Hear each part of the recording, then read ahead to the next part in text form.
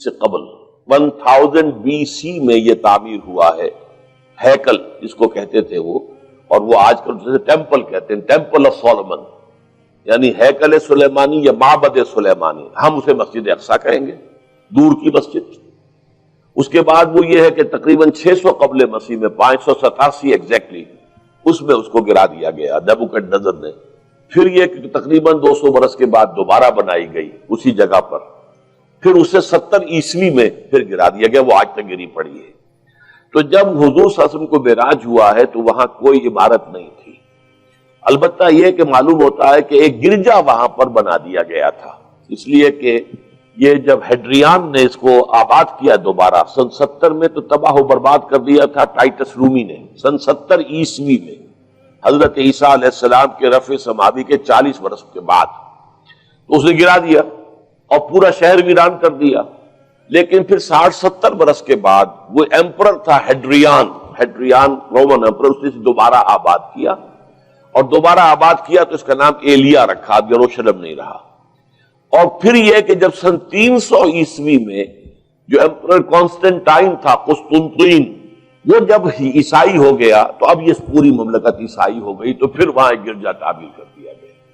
اس گرجا میں حضرت عمر گئے تھے جب انہوں نے ہینڈ اوور کیا ہے حضرت عمر کو وہاں کے عیسائیوں نے،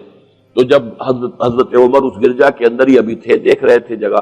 تو نماز ظہر کا وقت ہو گیا، تو حضرت عمر نے فرمایا کہ میرا نماز کا وقت ہے، انہوں نے کہا وہاں کے عیسائیوں نے کہ آپ یہی پڑھ لیجیے، تو فرمایا نہیں، اگر میں یہاں پڑھوں گا تو اسے پھر مسلمان مسجد بنا لیں گے۔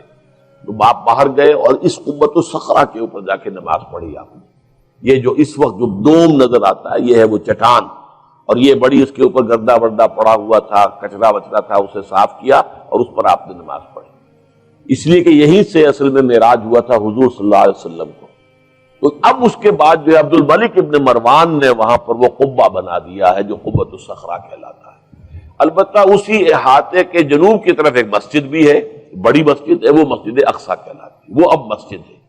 یہ قبہ جو ہے بنیادی طور پر مسجد نہیں ہے، یہ تو یوں سمجھیے کہ جیسے کوئی ہمارے ہاں مقبرہ ہوتا ہے، درمیان میں قبر ہے، اس کے اوپر بڑا سا گنبد بنا دیا ہے، چاروں طرف جو ہے زائرین کے لیے جگہ ہے، ایسے ہی یہ وہ چٹان ہے۔ کہتے ہیں یہ چٹان جنت سے آئی تھی، جیسے کہ حجر اسود جو ہے جس کے بارے میں روایت ہے کہ جنت سے آیا ہوا ہے پتھر، اس طرح یہ چٹان بھی جنت کی ہے۔ بہرحال یہ بہت بڑی ایک چٹان تھی، بڑا پہاڑ کی مانند تھا یہ، جس کے اوپر کے پھر ہیکل بنایا تھا حضرت سلیمان نے۔ اب ہوتے ہوتے وہ چھوٹا رہ گیا ہے، جیسے کہ اب کوہ صفا کوہ مروہ کیا رہ گئے، کچھ بھی نہیں ہے، ان کا نشان ہے صرف کہ ہاں یہاں کبھی ایک پہاڑی ہوتی ہوگی جس کے کچھ پتھر جو ہیں وہ نظر آ رہے ہیں۔ اسی طرح سے وہ ایک چٹان ہے، اگرچہ بہت بڑی ہے کوہ صفا اور مروہ کے مقابلے میں، تو اس کے گرد ایک پلیٹ فارم سا بنا دیا گیا ہے اور اس کے اوپر یہ قبہ ہے۔ تو یہ ہے اصل میں جو کہ حرم شریف کہلاتا ہے اس وقت، اور سارا جھگڑا جو ہے یہود کا اور مسلمانوں کا وہ اس پر ہے۔ ورنہ یہودی ایہود بیراق جو ہے، جو یہودی وزیر اعظم ہے اس وقت، اس نے یہ آفر تو کر لی تھی کہ ٹھیک ہے مسجد اقصی موجود رہے اور اس کے اوپر جو ہے کنٹرول بھی فلسطینی مسلمانوں کا رہے،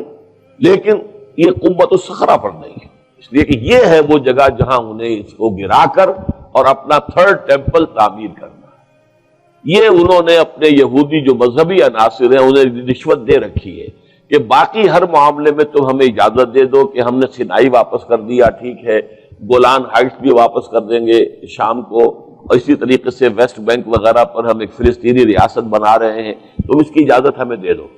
لیکن ہم یہ جہاں تک یروشلم کے بارے میں ان کا کہنا تھا کہ یہ ہمارا جوائنٹ ایک ہی متحدہ دارالخلافہ رہے گا، عربوں کا کوئی تعلق اس سے نہیں ہوگا، یہ پورا کا پورا ہمارے پاس رہے گا، اور پھر یہ کہ یہاں پر ہم وہ بنا ستا اٹھ کے کوئی نہیں خوش ہوتا،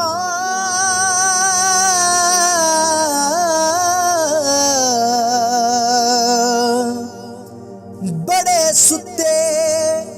جگا کے میں ویکھیا